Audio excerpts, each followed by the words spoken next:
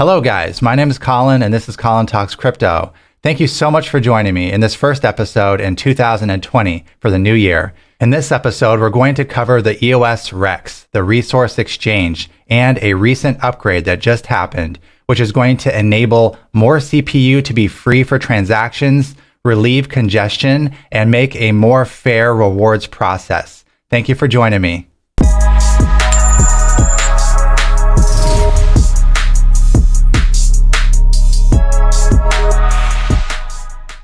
2019 was a wild ride for EOS. It experienced many upgrades, many performance improvements, all thanks to block.one and their continuous devotion to upgrading the EOSIO software. Now, as with every major blockchain out there, and this includes Bitcoin, this includes Ethereum, and this includes EOS, there have been issues that have needed improvements or bugs, things of that nature. And what we encountered in the past few months with CPU issues was that some users were not able to perform transactions unless they staked like 20 to 30 EOS. And at today's prices, that's like $60 to $100 just to be able to perform transactions, which are supposed to be free, right? Well, it sort of defeats the purpose if you have to stake $100 worth of CPU in tokens to be able to perform a transaction. So that free wasn't really panning out so well. Well, I'm happy to report that that has changed dramatically with some upgrades to the resource exchange. Now, part of the problem was that the resource exchange had some internal flaws that didn't allow it to rent out the entire amount of tokens. It would stop itself at 80%. And the block producers were attempting to fix this, but it turned out that the quick fix, the hot patch that they were trying to put in place a few months ago wasn't able to be done because of the way that the Rex was coded in itself. And introducing any changes would have resulted in potential user funds lost. So obviously that was not an option. Now, the way that the Rex had been coded, it didn't lose any funds, but it did result in what many referred to as congestion.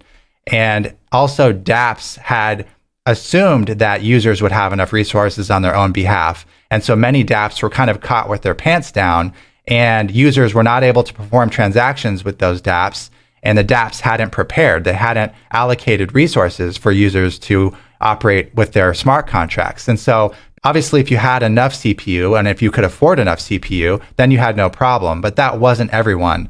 And obviously, that's not a good user experience. A blockchain needs to be seamless for the end user and needs to be extremely user-friendly. And having to pay $60 to $100 to make a transaction, needless to say, is not user-friendly. Imagine trying to use Twitter or Facebook or Telegram and you had to pay $60 just so you could make a message. Obviously, it's not going to go anywhere.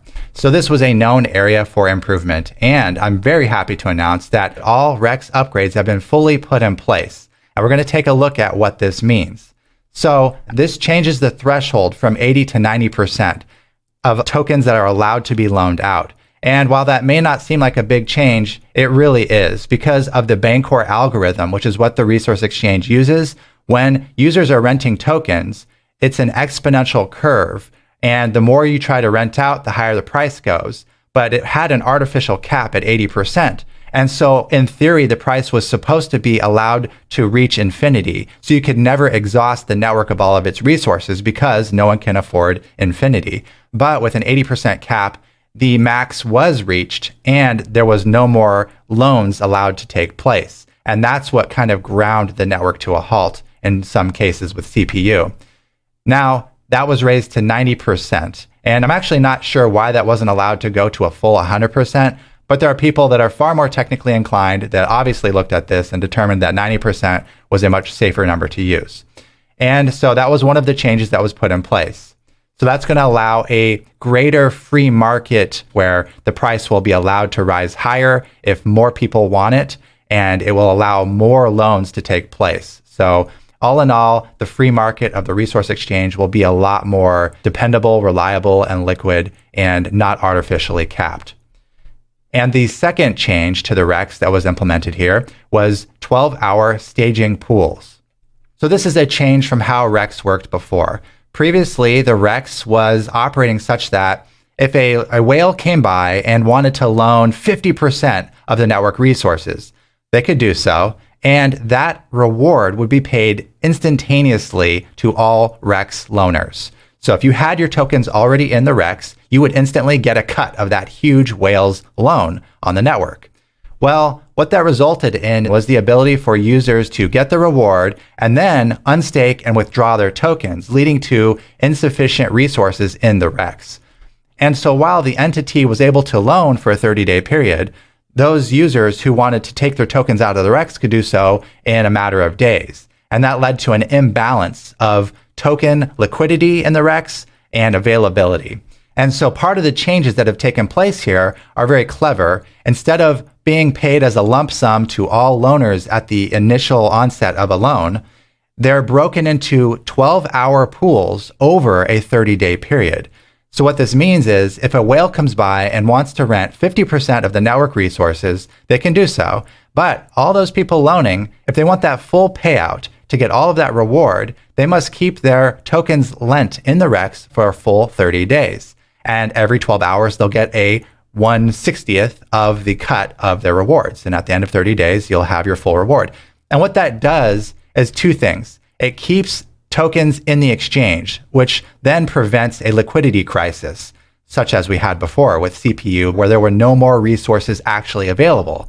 Well, the new model encourages there to be tokens in the exchange for the full 30 days. And secondly, it encourages new people to jump into the resource exchange who maybe hadn't loaned their tokens when they see a large loan take place. So it actually has the opposite effect as before. The incentivization is more tokens will be put into the REX pending a large loan because more people want a cut of those 12-hour pool rewards over the next 30 days. So needless to say, that will completely solve the CPU congestion because there will be more tokens in the exchange after a large loan takes place instead of less as it was previously. The thing to note about this that I'm really excited is that the top 21 BPs voted into place the two proposals that were necessary to put this in place within 48 hours. We've all been very concerned with how dependable are these top 21 BPs? Do they really care about the network? And I'm happy to say that this is evidence that they clearly do. They've been extremely responsive in activating these proposals. And I want to give a shout out to EOS Nation for spearheading and motivating, organizing, and activating the proposals. They've been a true leader in the space. And so this really inspires my confidence in this new year, 2020, about EOS's governance and how I feel like it is operating fairly well right now. Yes, we can definitely improve some things like geographic decentralization and get rid of 30 tokens per vote. But other than that, the system is working as designed. And I want to point out a few points here. It's worth noting that the entire ecosystem was part of this REX upgrade.